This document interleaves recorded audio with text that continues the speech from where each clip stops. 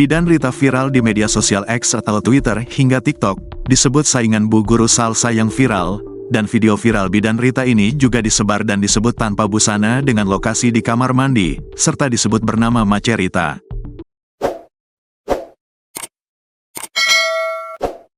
Selain itu, juga akan dibeberkan 15 fakta tentang Bidan Rita viral yang disebut bernama Macerita dan cara mengantisipasi video pribadi terebar ke publik, serta cara mengantisipasi kejahatan siber, doxing, atau eksploitasi seksual.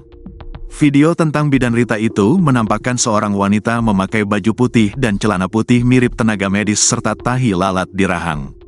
Dalam video itu, wanita yang disebut adalah Bidan Rita tampil hingga tanpa busana.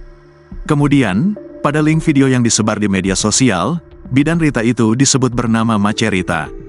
Belum bisa dipastikan apakah benar wanita tersebut adalah bidan, atau perawat atau dokter, karena pakaiannya serupa, namun kemungkinan besar adalah tenaga medis.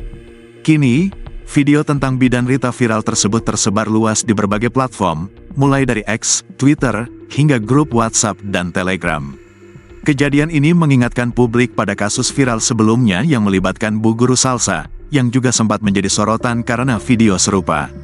Terdapat sekitar 24 video yang beredar tentang Bidan Rita viral itu, menampilkan adegan-adegan tidak senonoh yang memperlihatkan tubuh dan organ intim wanita tersebut. Lokasi pengambilan gambar beragam, termasuk di atas kasur kamar tidur dan kamar mandi. Dalam video-video tersebut, wanita tersebut terlihat mengenakan berbagai pakaian, mulai dari baju merah, seragam tenaga medis, baju putih dan celana putih, hingga tanpa busana sama sekali. Nama Bidan Rita dan Macerita muncul dalam berbagai unggahan di media sosial, namun identitas asli wanita dalam video tersebut hingga kini belum terkonfirmasi. Baik Bidan Rita maupun Macerita belum memberikan klarifikasi terkait video viral tersebut. Pihak berwajib juga belum memberikan keterangan tentang ada tidaknya laporan terkait kasus ini, baik laporan dari wanita yang ada dalam video maupun dari pihak lain. Hingga saat ini, motif dibalik penyebaran video tersebut masih belum diketahui. Kemungkinan-kemungkinan yang muncul antara lain, wanita tersebut menjadi korban penipuan, kejahatan siber, doxing, atau eksploitasi seksual.